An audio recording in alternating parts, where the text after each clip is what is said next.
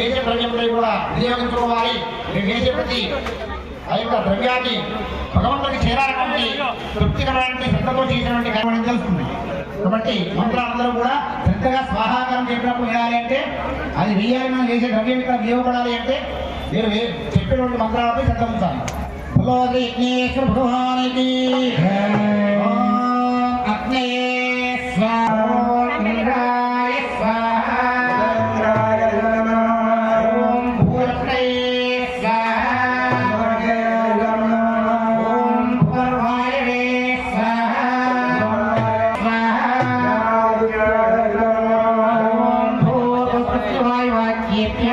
स्वाहा